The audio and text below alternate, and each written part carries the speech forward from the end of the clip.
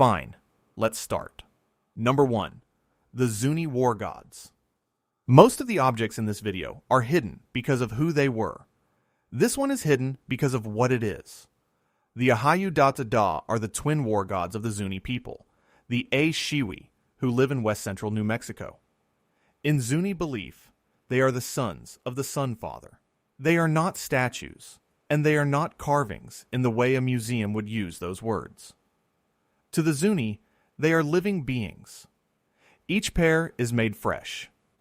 During the winter solstice, members of the Bow priesthood carve a new set from a cottonwood or pine that has been struck by lightning. The finished figures stand 2 to 3 feet tall, with domed heads, and they are dressed with feathers, paint, and offerings. They are not signed. They are not sold. They belong to the entire Zuni tribe at once, which means no single person can own one, and no single person can give one away. Once carved, an Ahayu Da is placed at an open-air shrine on a mesa near Zuni Pueblo, and then something happens that no museum would ever allow. It is left to fall apart. Wind, rain, and sun are meant to wear it down, because as it decays, it releases its power back into the world. Removing one from its shrine is, in Zuni law, an act of theft. Worse than theft. It sets loose an uncontrolled war power that endangers everyone. To hold one behind glass, then, is not to preserve a relic. It is to keep a living being in captivity, cut off from the shrine where it was meant to soften, crack, and return to the earth. Starting in the late 1800s, collectors and anthropologists did exactly that. They walked up to the shrines, took the figures, and sold them. Ahayu Da ended up in the Smithsonian, the Denver Art Museum, the Brooklyn Museum, and in private collections across America and Europe. To the buyers, they were rare tribal art.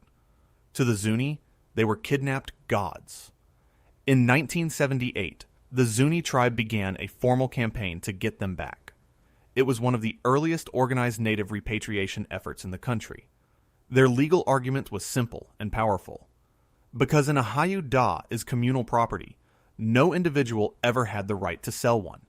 And if it was never legally sold, then every museum holding one was holding stolen goods. The first returns came in the early 1980s, before any federal law required them. Then, in 1990, the Native American Graves Protection and Repatriation Act classified the figures as cultural patrimony, and the trickle became a stream. More than 100 Ahayu Da have now come home. Here is the part that unsettles people used to museums. When a war god returns, it is not conserved. It is not sealed in climate-controlled glass. It is placed back into a shrine to resume the decay that was interrupted. And the Zuni ask that these beings never be photographed, never be drawn, and never be displayed. This is the rare case in American life where showing an object is itself the harm. So, how did a nation of museums decide that the right thing to do was to look away? Number 2. On Your Knees, Caveman. In 1996, in a cave with an unusual name on Prince of Wales Island in southeast Alaska, researchers found the remains of a young man who had died more than 10,000 years earlier. The cave is called On Your Knees Cave. The land belongs to the traditional territory of the Tlingit. What they recovered was not a full skeleton. It was a jawbone, some teeth, a few vertebrae, and a fragment of pelvis, but it was enough to change the map of the first Americans. Radiocarbon dating placed him at about 10,300 years old. The Tlingit gave him a name, Shukaka, which means roughly man ahead of us, or man of the time before. And from the beginning, this story went differently than most. Chemical analysis of his bones told the first surprise. The isotopes showed a diet built almost entirely from the sea, even though he was found in an inland cave. He had been eating seafood, fish, and marine mammals. His bones lay among the bones of bears and salmon, in a cave that people and animals had used for thousands of years. The excavation was led by the archaeologists E. James Dixon and Timothy Heaton, and they did something that, at the time, was not the norm. They worked with the Tlingit and Haida communities from the start. They consulted, they explained, and they listened. This is the exact opposite of what was happening at the same time in Washington state, where the remains called Kennewick Man were locked in a bitter court fight between scientists and tribes. The genetics deepened the picture. Shuka Ka carried a mitochondrial lineage called haplogroup D4H3A, a rare founding lineage tied to a Pacific coastal migration.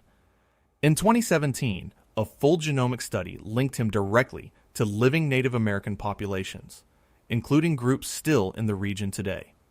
He was not a stranger. He was an ancestor.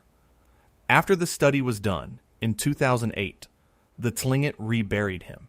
It was their choice, made in agreement with the researchers. And because of that, his story is remembered not as a loss to science, but as a model for how this can work. His marine diet became key evidence for the Kelp Highway idea. The theory that the first Americans moved south along a rich coastline, rather than through a gap in the ice.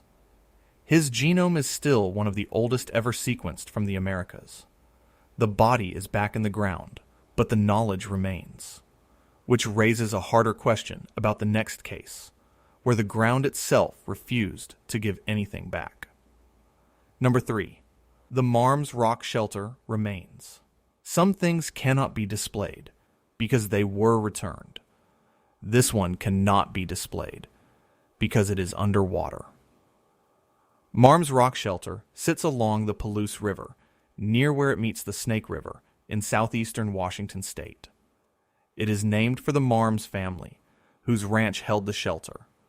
Through the 1960s, a team from Washington State University, led by the archaeologist Richard Daugherty, dug into its floor and found layer after layer of human occupation reaching back more than 10,000 years. In 1968, they found human bone, cremated and fragmentary, that became known as Marmes Man. It was among the oldest human material yet found in the Pacific Northwest. The discovery was so important that the effort to save it reached the White House, and President Lyndon Johnson helped arrange emergency funding. The threat was a dam. The Lower Monumental Dam on the Snake River was about to create a reservoir that would drown the shelter. Engineers had a plan. They built a protective levee, a wall meant to hold the rising water back so the excavation could continue behind it. It should have worked. It did not. In February of 1969, the water did not come over the levee. It came up from below. Groundwater seeped through the porous ground behind the wall, and the site flooded from underneath. Within a short time, Marmes Rockshelter vanished beneath the waters of Lake Herbert G. West, where it remains to this day. Deposits that had never been excavated were sealed away and have never been recovered. The scale of that loss is hard to overstate. Marmes had preserved a continuous stack of occupation floors, one of the longest such records in the region. Bone needles show clothing was being sewn there. Hearths and stone tools mark generation after generation, returning to the same sheltered bend of the river. All of it now lies beneath the reservoir, protected from looters by the very water that destroyed it, and reachable by no one. The human remains that had been recovered before the flood were curated at Washington State University for decades. Under the Repatriation Law, they were found to be culturally affiliated with local tribes, including the Confederated Tribes of the Colville Reservation. They were repatriated and reburied. So the loss here is double. The bones were returned to the earth, and the place they came from lies under a reservoir. The site had given up bone needles and tools, and one of the oldest records of human life in the region, and then it was gone. To scientists, it is a priceless archive lost to a mid-century push for hydropower. To the tribes, the ancestors buried there were always meant to stay in the ground. The next case asks what we owe a person who was buried on purpose nearly 10,000 years ago. Number 4. Gordon Creek Woman. In 1963, along Gordon Creek in Larimer County in northern Colorado, one of the oldest women in North America came back into the light. radiocarbon dating placed her at about 9,700 years old. She is among the oldest and most complete female skeletons ever found on the continent, and everything about her burial says she was cared for in death. She had not simply died and been left. She had been deliberately buried. Over her remains, someone had sprinkled red ochre, a powdered iron pigment used in burials across the ancient world. Around her were grave goods, stone tools, and worked animal bone, placed as offerings. This was a funeral, with meaning and ritual, held by people at the end of the last ice age. She belongs to the Paleo-Indian period, the era after the big game hunters of the Clovis and Folsom traditions. She was a young to middle-aged adult when she died. Studied over the decades at the University of Colorado and Colorado State University, her skeleton became part of a difficult scientific debate. Researchers measured her skull and used those measurements to argue about where the first Americans came from and how varied they were. Much of that early work, built on racial typing of skulls, is now rejected as unsound, both scientifically and ethically. What remains is the ochre and what it means. Sprinkling red pigment over the dead is a habit tens of thousands of years deep, seen from the Americas to Eurasia.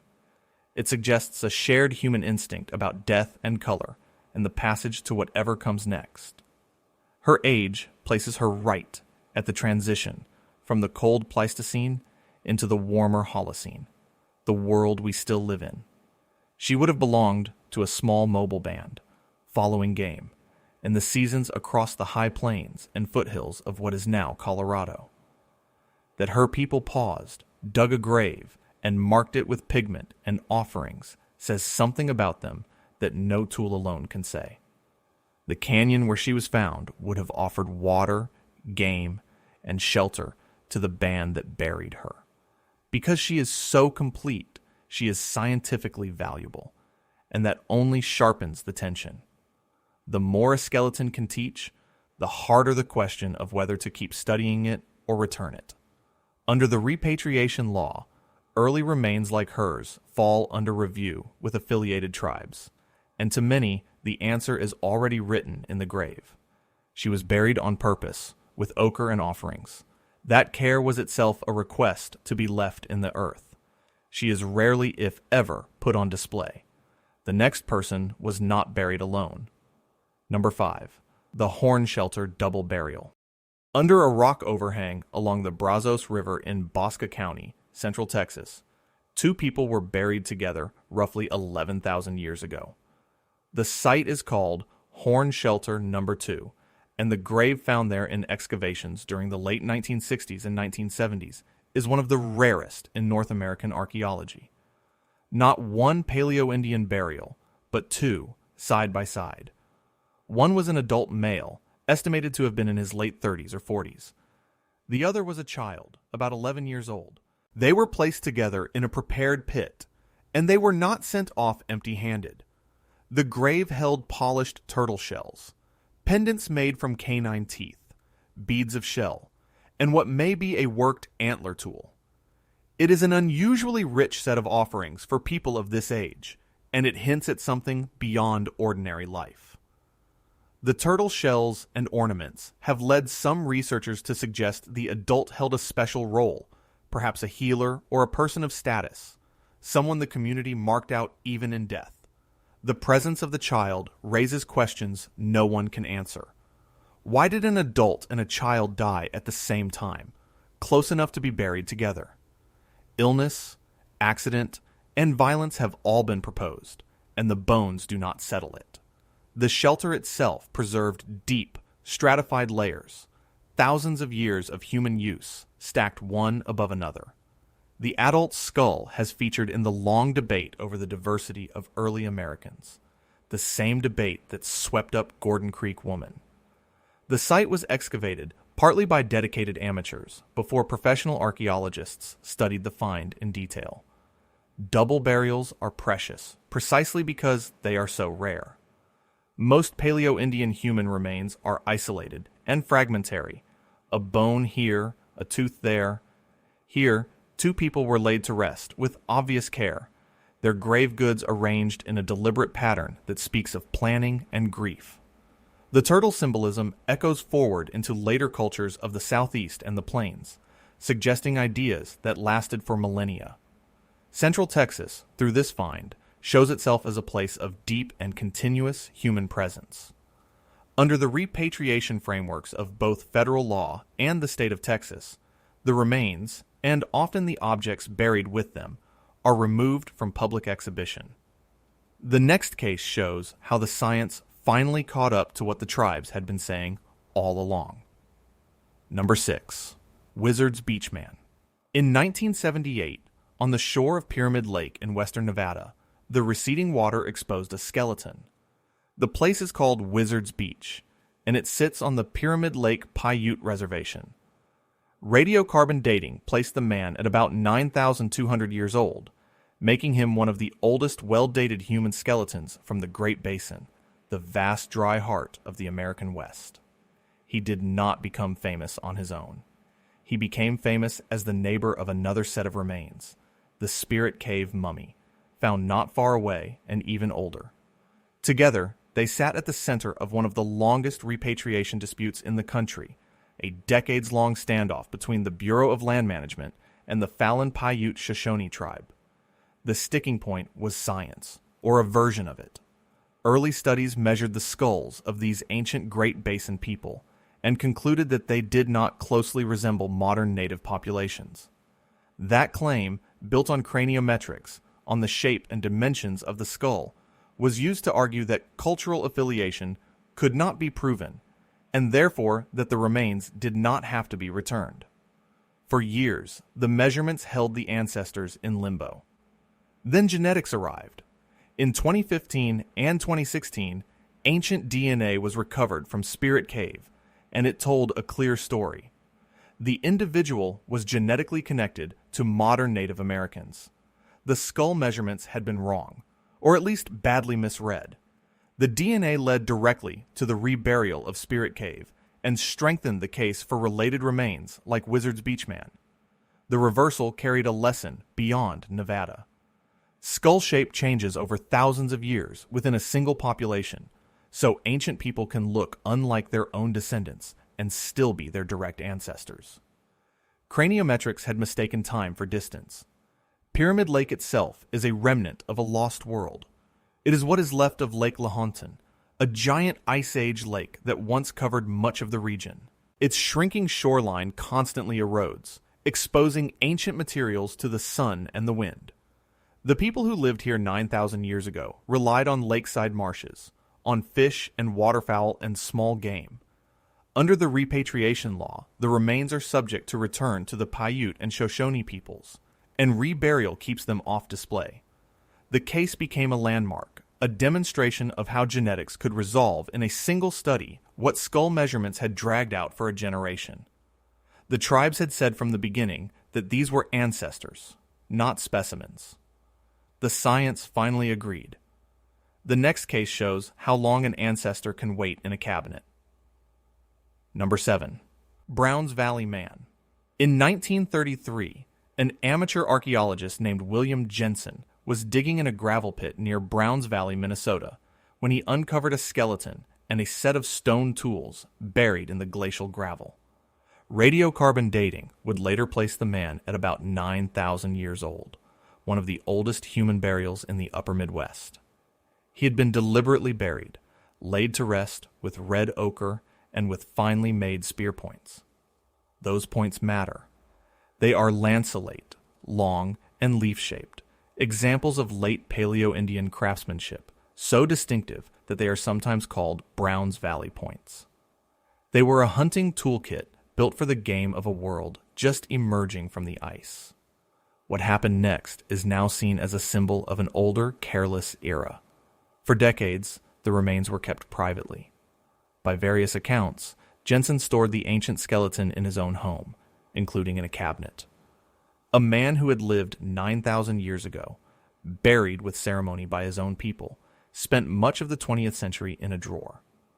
Eventually, the find reached the attention of researchers at the Smithsonian and the University of Minnesota. The anthropologist Albert Jenks studied it in the 1930s, connecting it to other ancient Minnesota remains, including the find known as Minnesota Man. Under the Repatriation law, the remains were determined to be affiliated with contemporary tribes. In 1999, Browns Valley Man was repatriated and reburied in cooperation with Minnesota tribes. The reburial ended any possibility of displaying the skeleton, and few would argue it should have been otherwise. His story ties directly to the landscape. The glacial gravel he was buried in was left behind by retreating Ice Age glaciers, the same forces that shaped the lakes and plains of the northern Midwest. His lanceolate points fit a way of life adapted to late Ice Age and early Holocene animals, and the decades he spent in informal, private storage now stand as a clear example of how native remains were once mishandled, treated as curiosities rather than as people. To researchers, his burial is a rare window into late Paleo-Indian life on the northern plains. To the tribes, his reburial restored a dignity that had been denied for 60 years. And even now, casts, measurements, and the tools themselves preserve much of what he can teach, long after his body went home. The next object never lived at all, and yet it is treated as a relative. Number 8. The Willamette Meteorite. Not everything that cannot be displayed was once alive. The Willamette Meteorite is the largest meteorite ever found in the United States, a mass of iron and nickel weighing roughly 15.5 tons. Its surface is deeply pitted, hollowed out with smooth cavities, and those cavities are not from space. They were carved on Earth, slowly, as acidic rainwater pooled in the metal and dissolved it over thousands of years in the wet climate of Oregon. To the Clackamas Chinook people, it is not a rock. It is Tomanowos, a name meaning roughly visitor from the sky, or heavenly visitor. In Clackamas tradition, Tomanowos is a sacred being that unites the sky, the earth, and the water, and that heals and empowers the people. Before a hunt, hunters would dip their arrowheads into the rainwater collected in its cavities, believing it carried the being's power. The meteorite probably did not fall where it was found. Scientists believe it was carried into the Willamette Valley by the Missoula floods, the catastrophic Ice Age floods that repeatedly swept across the Pacific Northwest, rafting it there inside ice. That journey may have covered hundreds of miles, from as far away as present-day Montana or Canada, before the ice melted and set the great iron mass down on the valley floor, where people would one day find it. In 1902, a settler named Ellis Hughes found it and secretly hauled it about 3/4 of a mile to his own land, hoping to claim it. A court saw through the scheme and awarded ownership to the Oregon Iron and Steel Company. The meteorite was shown at the 1905 Lewis and Clark Exposition in Portland, then sold. Since 1906, it has lived at the American Museum of Natural History in New York City. In 1999, the Confederated Tribes of Grand Ronde, descendants of the Clackamas, filed a claim under the Repatriation law to bring Tomanowos home. What followed was not a simple win or loss, but a compromise that has become a model. In the year 2000, a settlement allowed the meteorite to remain at the museum, while granting the tribe the right to hold a private ceremony with it once each year. The agreement added one more condition, quiet but sharp. If the meteorite ever stops being publicly displayed, ownership transfers to the tribe. Its presence in that hall is now conditional, permanently contested in a way no ordinary specimen ever is. To science, it is a fragment of the metallic core of a shattered asteroid, a piece of the early solar system whose iron records conditions from more than 4.5 billion years ago. To the Grand Ronde, it is a living relative whose true home is with the people. The two truths sit in the same room, held together by a single agreement. The next case takes us to an island, and to a man who had to cross open water to get there. Number 9. Arlington Springs Man. In 1959 and 1960, on Santa Rosa Island off the coast of California, a researcher named Phil Orr of the Santa Barbara Museum of Natural History found human bones eroding out of the wall of a deep ravine called Arlington Canyon. They were mostly leg bones, and they would turn out to be among the oldest human remains in all of North America. Modern radiocarbon dating places the individual at about 13,000 years old. That age on that island means something extraordinary. 13,000 years ago, the Northern Channel Islands were joined together into a single larger landmass that geologists call Santa Rosa.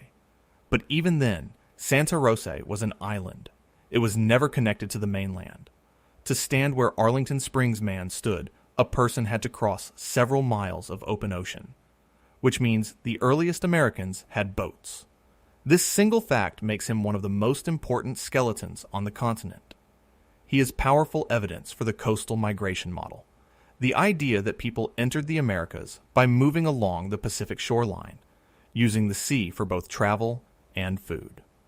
His presence on the island fits the kelp highway, the theory that a continuous ribbon of marine life, kelp forests, fish, shellfish, and sea mammals guided people south along the coast.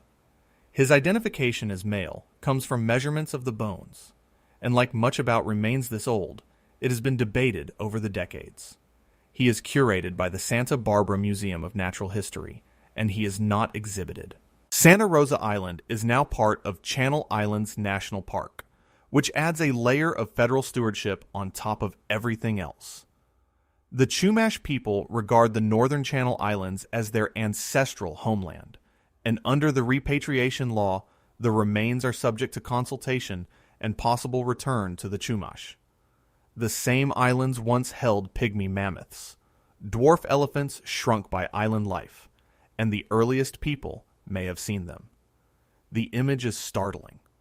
A person standing on a fog-wrapped island coast, 13,000 years ago, within sight of elephants no taller than a large dog, having arrived by boat across miles of cold Pacific water. His life would have been built around the sea, on fish and shellfish and marine mammals. Between his fragility and his repatriation status, he is essentially never placed on public view. The last case is the one hiding in the most famous fossil site of all. Number 10. Brea Woman.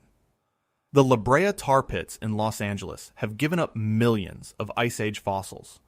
Saber-toothed cats, dire wolves, mammoths, ground sloths, and countless birds and insects, all pulled from the sticky black asphalt that trapped them. Out of all of that, across more than a century of digging, exactly one human being has ever been found. She is called Brea Woman, and today you cannot see her. She was found in 1914 in the excavation of Pit 10 at Rancho La Brea. Radiocarbon dating places her at about 10,000 years old. She was a young adult, estimated to have been in her early 20s when she died, and her skull carries damage that some researchers have read as a sign of violence, blunt force trauma, and possible murder. If that reading is correct, she may be one of the oldest possible homicide victims in the Americas. She was also found in association with a domestic dog, which hints that she may have been deliberately buried rather than trapped like the animals around her. The trauma is disputed. The damage to her skull could have come after death, from the crushing weight and slow movement of the asphalt deposits over 10,000 years. The tar that preserved her so well is also violent to bone, so the mystery sits unresolved, a possible ancient murder that may be nothing more than the pressure of the pit. For years, a reconstruction of Brea Woman was on display at what was then called the Page Museum, now the La Brea Tar Pits Museum. There was a presentation of her face and her story, a rare human touch among the Ice Age beasts. Then she was removed from public display. As museum ethics changed, and as the repatriation law reshaped how institutions handled native remains, exhibiting an ancestor's body became widely unacceptable. Native Californian communities, including Gabrielino and Tongva people, regard such remains as needing respect, not spectacle. And so her body was quietly withdrawn, even as the saber-toothed cats and dire wolves stayed in their cases.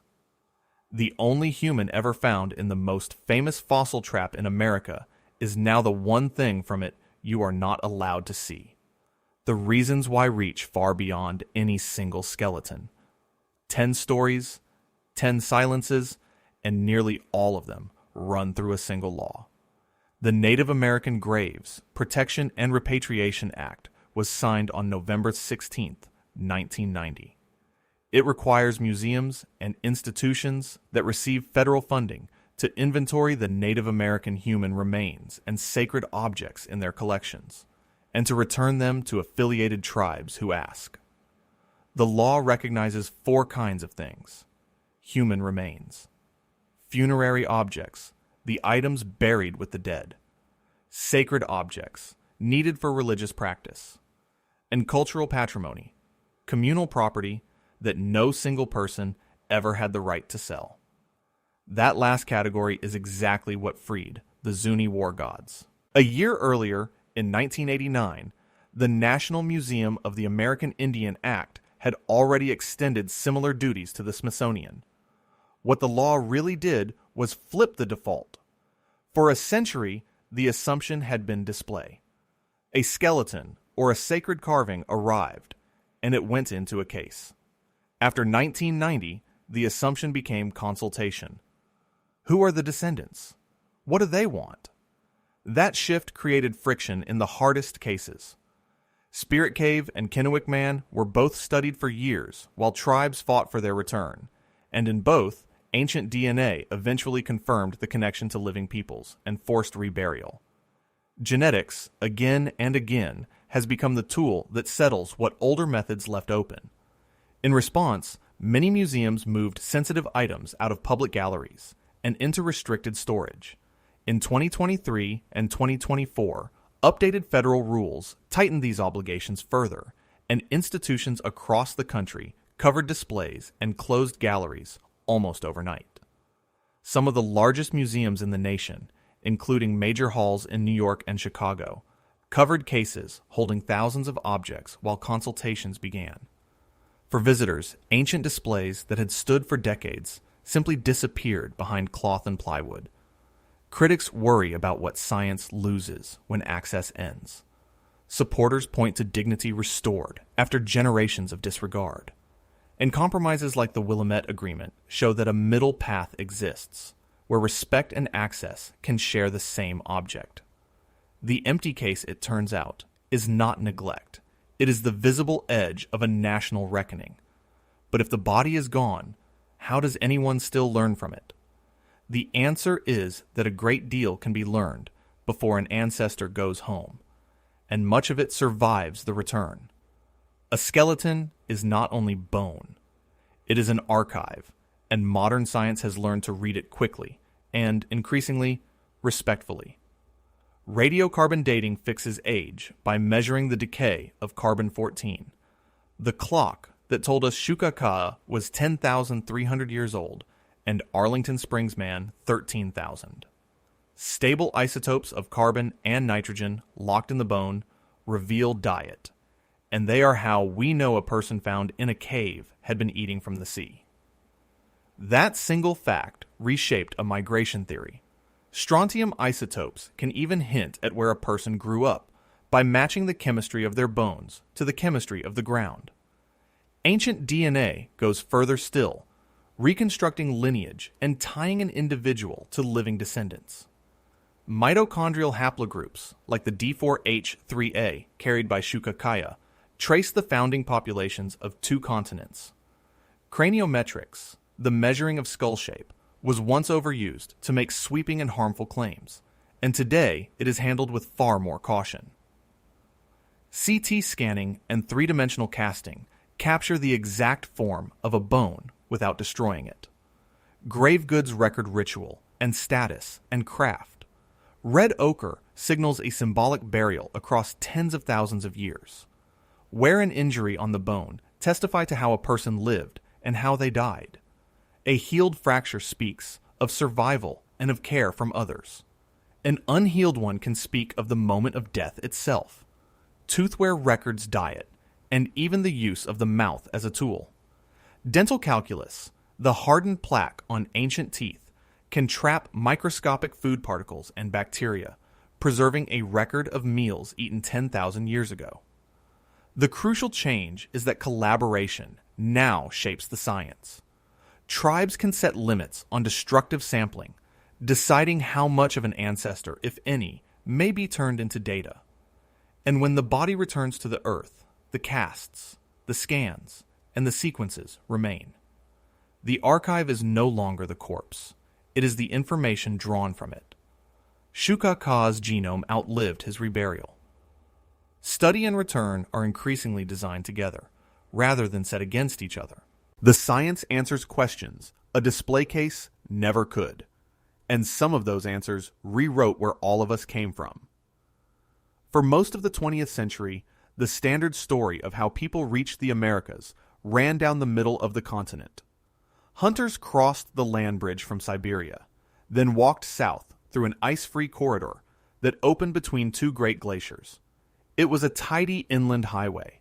These remains helped tear it up.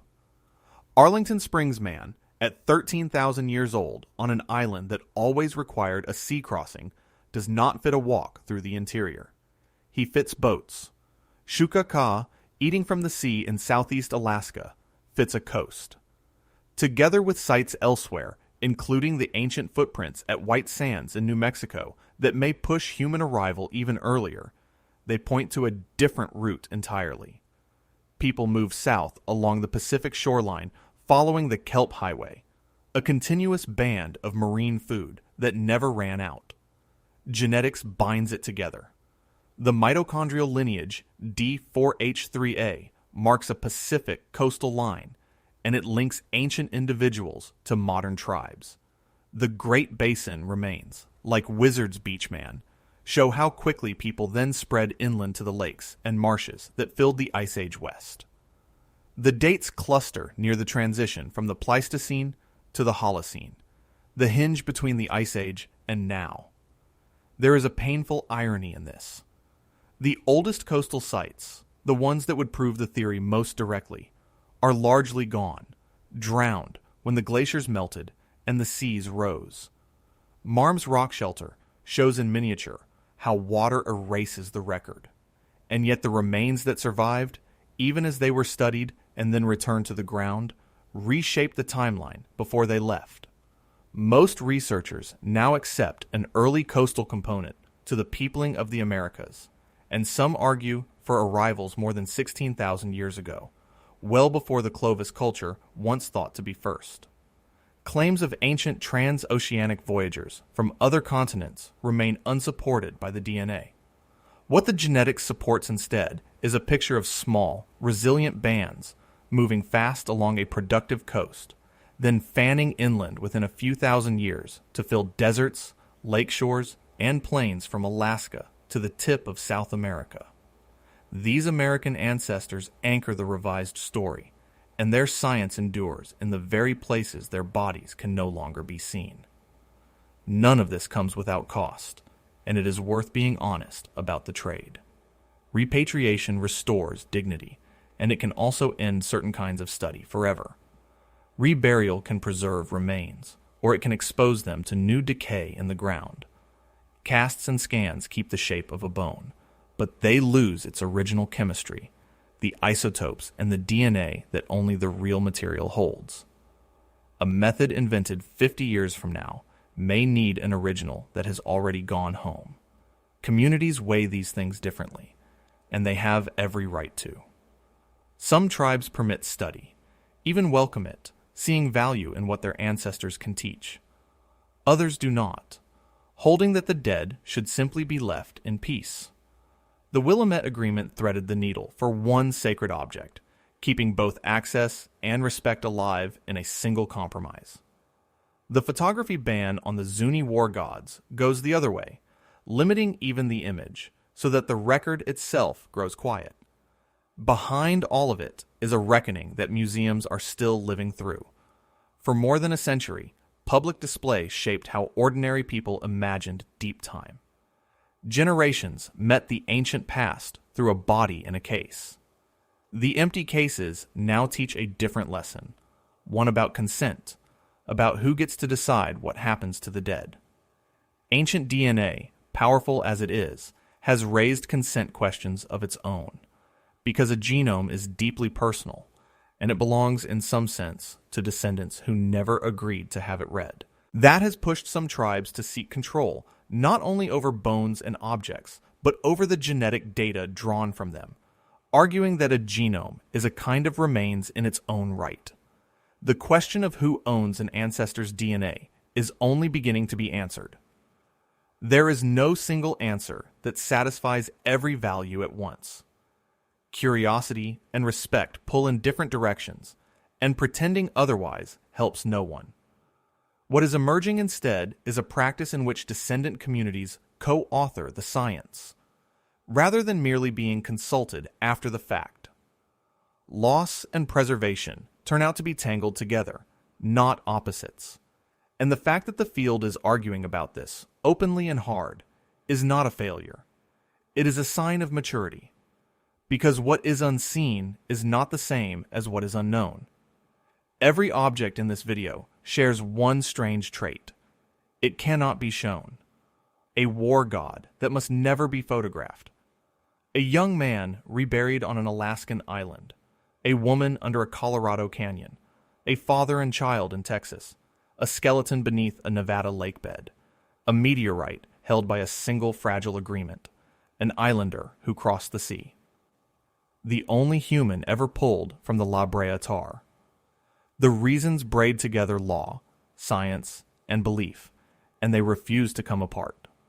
Some of these are ancestors returned to the earth by the choice of their descendants. Some are sacred beings that were never meant to be owned by anyone.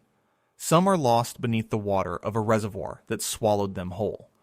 The empty museum case, which once looked like neglect, turns out to be something else. It is a negotiation, still ongoing, over what the living owe the dead. Deep time in America is not only a subject for science, it is living heritage. The oldest Americans are not abstractions. They are somebody's direct ancestors, connected by an unbroken line running back 10,000 years and more. Their bones rewrote the story of how people reached this hemisphere, and then they went home. Their objects still carry meaning, even off the shelf. For most of the last century, display was simply assumed. Now consent leads, and the story survives in data, in casts, and in the voices of the descendants who carry it forward. What we cannot display, we can still honor. What we cannot see, we can still understand. The past is not only a specimen to be studied, it is a relationship, stretching across 100 centuries, and the empty case is empty for a reason worth knowing. That reason may be the real discovery,